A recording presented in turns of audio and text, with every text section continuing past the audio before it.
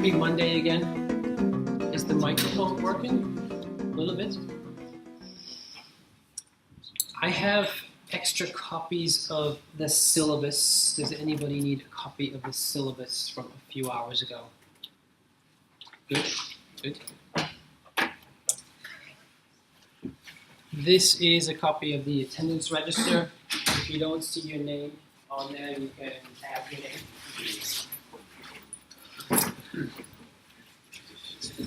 Anyone have some questions before we start? The anticipation is so tense. What's your name? Sam. Sam. Yeah. How long does it take usually for your slides to go on YouTube? I would say they're uploading now from to earlier today. I try to have them on there within 3-ish days. It could take up to a week. It could be an hour, but within a week for sure. And the first lecture is up already. It's actually there. Did anybody notice the first lecture there already? That's the way to get points. I got an email from Google. So another question? What's your name? Anthony. Anthony. Are we going to change rooms soon? Because this is kind of small. Maybe. I've never had, so what always happens is the lecture attendance drops off. I've never had full lectures ever except for the first day. So maybe. Yeah.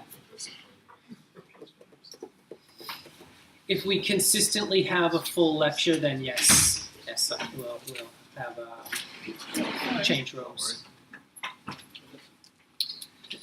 So this is a copy of highly anticipated and very exciting assignment 1. Maybe I should take half of those and give them to the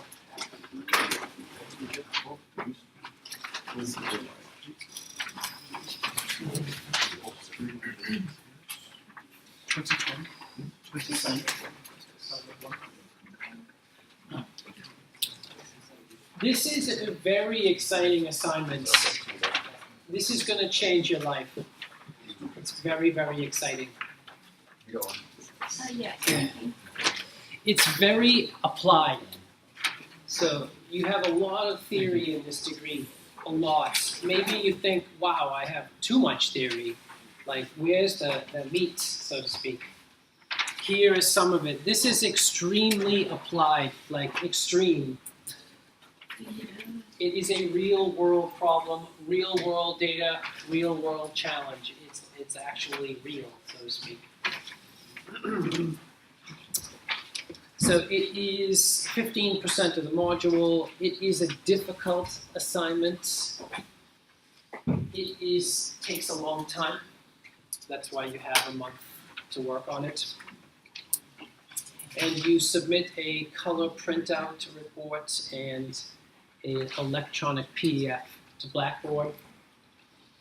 So it starts with what we called in the first lecture the challenge, the real world challenge.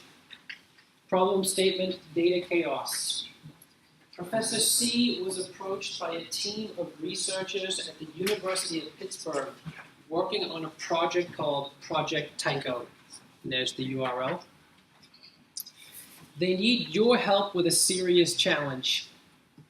They have been collecting a massive amount of healthcare data about infectious diseases and their historical spread. This is also known as epidemiology.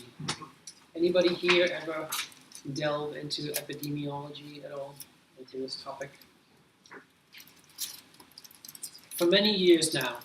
Very typical story, by the way. This is very, very standard. The data contains information about the spatiotemporal spread of infectious diseases throughout our history. The initial data collection and archive focused on the history of disease throughout the United States. It has now been expanded to include data at a global level in a standard format. Each data set from the project contains the following information: country name, condition or disease name, a DOI, a digital object identifier, the number of records or the number of data tuples, and then how to download it, right? Download information. There's a lot of complex data. When you log onto the website and look at where to download the data, you'll see there's quite a lot there. In fact, it feels like data chaos. The researchers would like to know if visualization can be used to gain insight into their data. Understanding the data. As with real-world projects, acronyms and special terminology are prevalent.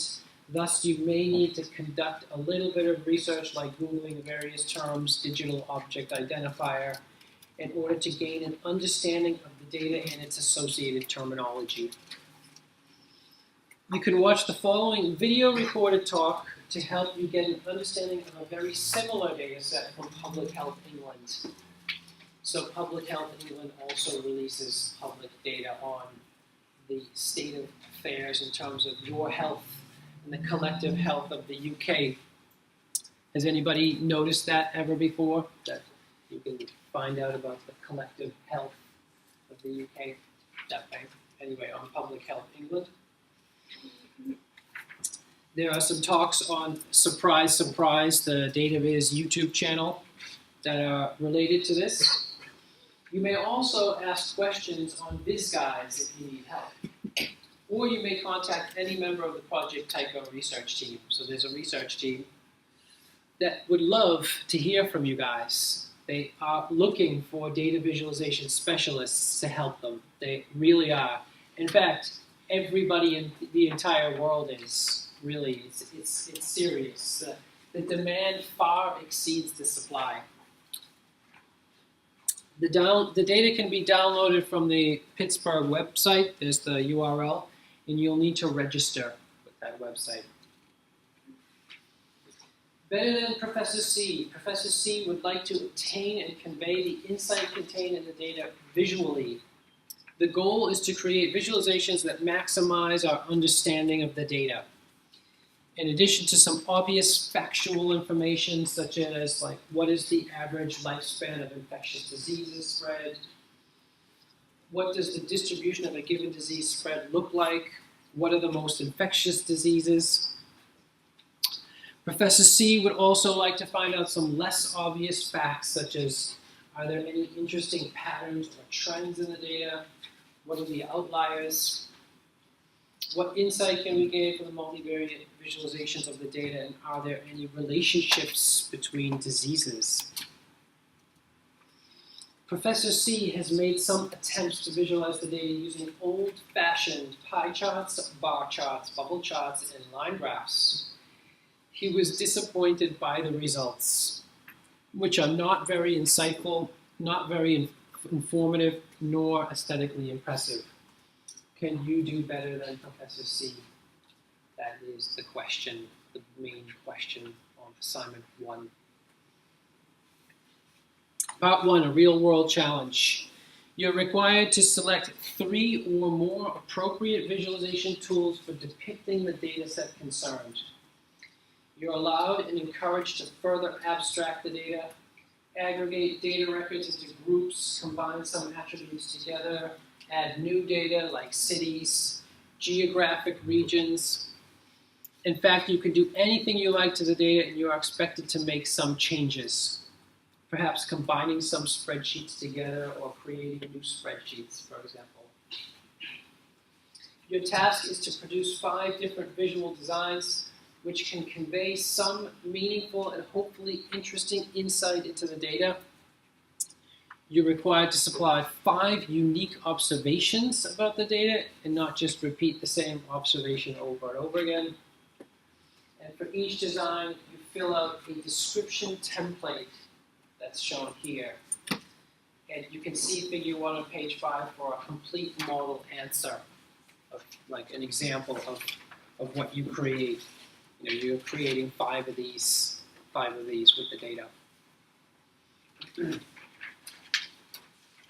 So exciting, isn't it? Sounds very exciting. I'm getting excited just reading it.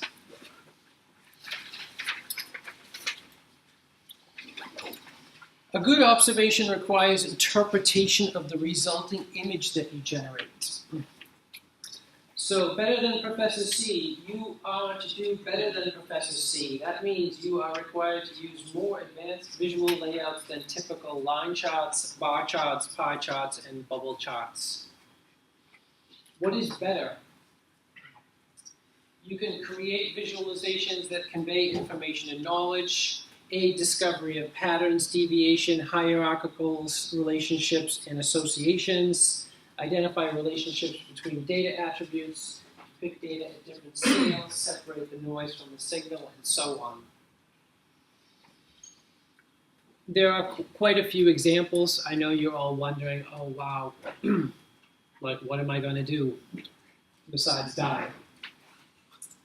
Simply creating more standard pie charts, line charts, and bar charts is not good enough. Some examples of more advanced visual designs are tree maps, parallel coordinates, matrix charts, scatter plots, and so on. You'll see many examples in the lectures. If you'd like to get a head start, you can watch the lectures from last year. Or you can look at the slides on Blackboard. The slides are already there. You can read the book, the recommended book. You can look at the questions and answers playlists, if you like, to get some head start. And of course, you can also ask questions in the module. Yeah, and that's basically the idea. I won't read every single word of the assignments. You can see there's some information about digital maps. You're going to probably have never used a digital map before. Has anybody ever used a digital map before, like created their own device? I mean, not just look at Google Maps, but like create your own map. Hands-on tutorials, great news. Great news. For extra help, you may also watch either one of the following live hands-on video tutorials of how to create a visual design, including a geospatial map provided by the lecturer. So there are links to 2 hands-on tutorials where I go step by step, like hit the power button, open up Tableau, choose file, open. I go step by step, like really hand-holding, and it's for general audiences. They're not even computer scientists in the audience. So even people that aren't computer scientists can do this assignment, because the ones in that audience in this tutorial are not computer scientists, actually. So there are 2 live introductions and hands-on demonstrations of Tableau, which is one of the pieces of software you are allowed to use. Okay.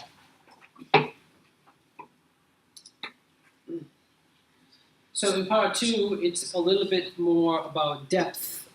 For part 2, you are to go into greater depth on one specific visual design than in part 1. You are to create a tree map, and again, using data from Project Tycho. However, the description of your tree map will go into much more depth than in part 1. So for this part, you'll provide the following information, and there's a list of information that you provide about the tree map you create. And you may have to do a little bit of extra research outside the lecture to answer all those questions. And then there are links to visualization tools. You might be wondering, well, what tools can I use? There are actually hundreds of tools that you may use. That is part of the challenge. So one of the challenges is just downloading the data and understanding it. That's going to take time.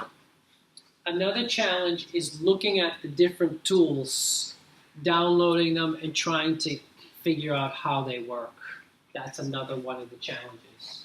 And you choose 3 different tools, and there are links there to collections of tools. The first 2 links are collections of like 100 different tools. Tableau, the Tableau tutorial is there, and you can use that one to help you get started. But that's part of the challenge here is figuring out the new tools. It takes time. It's not really especially difficult, but it does take time because most of the tools have some sort of tutorial somewhere, right? They all have instructions and tutorials and things like that.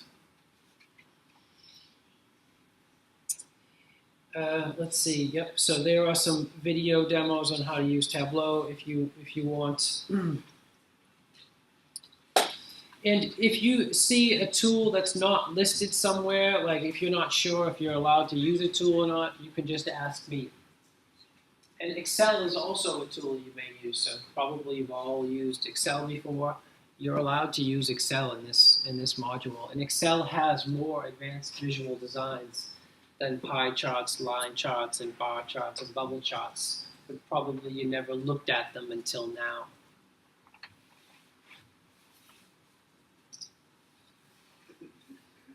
And then part 3, getting professional help. It's always good to get professional help. For part 3, you are to request professional help from bizguides.org on your assignments. Very unusual. This is very unusual. VizGuides is a democratic discussion forum about visualization guidelines. It welcomes students and other users who are interested in data visualization and visual analytics regardless of their background. Anyone may post a visualization question or provide answers to visualization questions on the bizguides.org webpage. You'll also have to register there. Your task is to choose one of your images from part 1 or part 2. You upload it to VizGuides. You provide a description of your image, how you created it, and then you pose a question to the VizGuides audience. So the description you provide should contain all of the information from the description template in part 1. Make sure you tell the readers you are trying to explore the project typo data, add a reference to the literature you used when creating the visual design. It could be a paper, blog, or a book, or something you can use to support your questions. The description also contains the DOIs of your data sets that you use and the tools you use to generate the image. And here are some possible questions. You certainly are encouraged to think of your own questions that will actually help you to raise your scores on the assignment. Right? You use VizGuides to actually improve your assignment 1. Does my visual design make sense? Is my choice of color optimal? How can my visual design be improved, for example? Are there any types of other visual layouts that could be better for what I'm trying to do? How else could I visualize the relationships between diseases? Just some sample questions to see, to give you an idea of what we're looking for. Once you've completed that part, you take a screenshot of your post on VizGuides and you include that in the report you submit to me. The screenshot includes your description, your image, your question, and your VizGuides username. The assessment is based on the screenshot you provide. More points are given to screenshots that contain an answer from another user on VizGuides. So if you get an answer, you want to take a screenshot of that and include it, and you get even more points. Thus, you may not want to wait until the last day to do that part, right? Because if you wait until the last day, then the chances of you getting an answer to include is less.